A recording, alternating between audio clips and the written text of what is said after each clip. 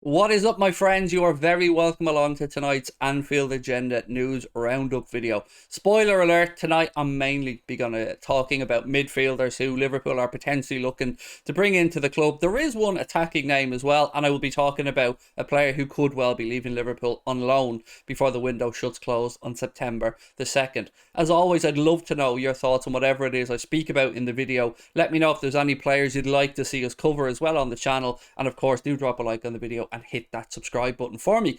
Right, let's start off with a contender, a possible contender for our favourite island. Yes, bullshit island. Marca have said that Liverpool, Arsenal and Chelsea are all interested in signing Villarreal's 19-year-old winger, Yeremy Pino.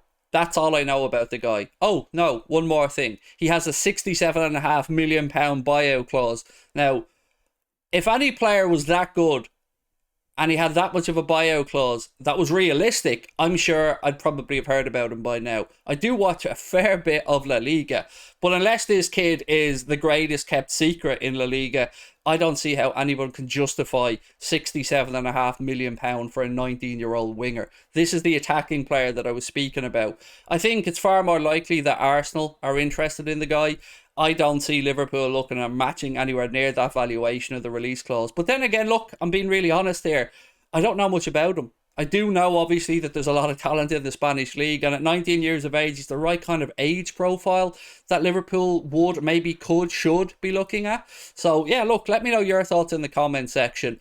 I don't know that we necessarily need to bring in another attacking addition, and if we had that type of money to throw around, like what, £67.5 million, I would just say go get Jared Bowen, because he could fill in anywhere across our front three. Well, maybe not centrally, but certainly in any of the wide areas. But I'm rambling. Let's move on to a rumour that has been mentioned in a couple of places today. Ian Doyle of the Echo said he wouldn't be surprised if Liverpool had an interest in this player. And then there's a report in the Daily Express today from their journalist Ryan Taylor, who says Liverpool are interested in Matheus Nunes.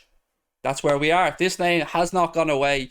And we heard Abel Xavier, I brought you guys that information the other day, that he said that he wouldn't be surprised to see the player make a move to Liverpool or Manchester City or a big club in the Premier League anytime soon.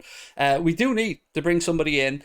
I'm a little bit confused, if I'm being honest, why we allowed Tyler Morton to go out on loan when that's the position we're probably looking to strengthen. You know, somebody who could play in the 6, potentially in the 8.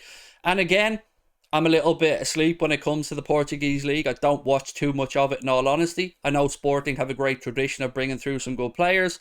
And we spoke about his release clause or his rumoured price tag. Actually, I can't remember. All full disclosure, top of my head, I can't remember if there's a release clause or if it's just the price that they were asking. But I remember hearing a figure of about £45 million mentioned.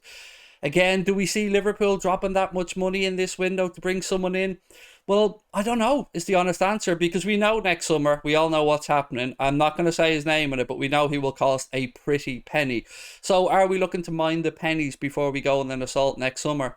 Something James Pearce said made me kind of think, all right, maybe there is some sensibility to this. Maybe there is some truth to the idea that Liverpool should look to bring in one midfielder in this window and then the superstar, the boy that we're all thinking about next summer, because it's probably going to take a lot of groundwork to make sure we can get you-know-who next summer. So, yeah, I think James Pearce wrote a piece in The Athletic that said it would kind of make sense for Liverpool to look to do one this summer, one next summer. And I'm fully on board with that. In fact, I believed we needed a midfield addition before we picked up the injuries that we had. So, for me, if it's Matheus Nunes or Matheus Nunes, still not sure how to pronounce that, I'm absolutely fine with it. And I've no doubt if we do make a selection for midfield, if Jurgen Klopp does go after somebody, it will be of the calibre for the long term. Because again, Klopp has said we're not looking to bring somebody in to cover for a few weeks. If we ever do bring another player in, or when we look to bring players in, they have to make sense long term. And I get that, and I understand it.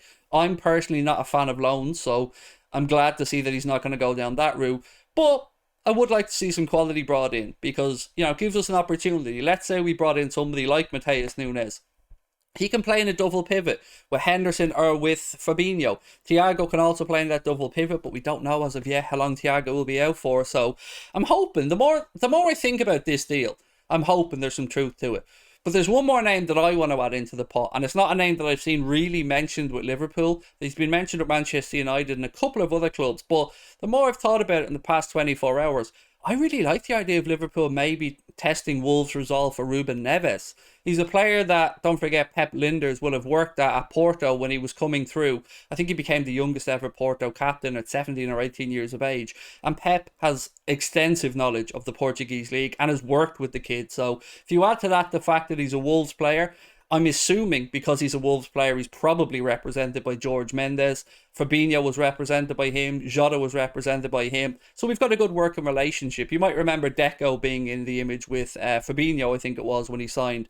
Deco, formerly of Barcelona and Chelsea. He works for the Guest of You agency. So, yeah, let's wait and see what happens on this one. But I really do hope we do get somebody in before the window shuts on September the 2nd.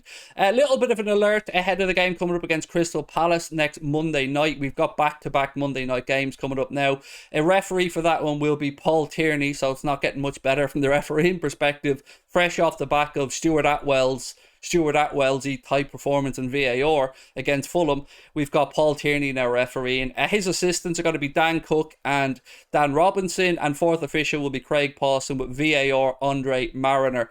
That's where we are for that one, my friend. So look, I'm looking forward to that game. I'm sure the lads are going to want to put some wrongs right because we just didn't show up against Fulham, in all honesty. Now, I did say to you guys there was talk about a player potentially leaving Liverpool on loan in this window. I'm sure you're not going to be surprised to learn that the player I'm speaking about is Sepp van den Berg. We know that there's strong interest in Burnley to bring him there on loan, which would make sense to me because Vincent Kompany, manager of Burnley now, one of the best defenders in the Premier League era, and if you're going to go and learn from somebody, pretty good player to learn from, or coach to learn from, particularly as he plays in the same area they picked, is Sepp van den Berg. But there's not a shortage of clubs interested in Sepp.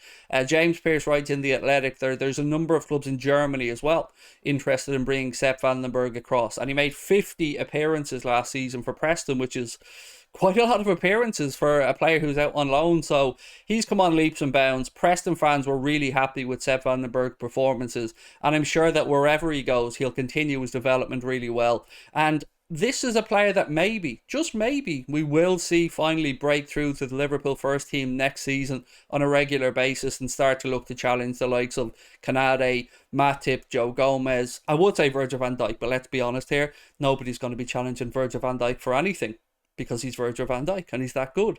So look, I think that's pretty much it from me today. I'm not going to keep going back over other names and stuff, but let me know your thoughts about the players that we've mentioned in this video, or some other options that you'd like to see Liverpool look at. I still think we missed a trick by not looking to bring in Yves Bissouma. I think he would have been a good fit. I think Tottenham have got themselves a very fine player there. But the more I think about the Neves thing, really, the more I think it would make sense, and I think he'd be a good fit, particularly if we were looked to play a double pivot in midfield to allow somebody like Fabio Carvalho, Harvey Elliott, or maybe even Naby Keita push a little bit forward. Oh, one last thing actually. I did say I was bringing this to an end, but one thing just entered my mind.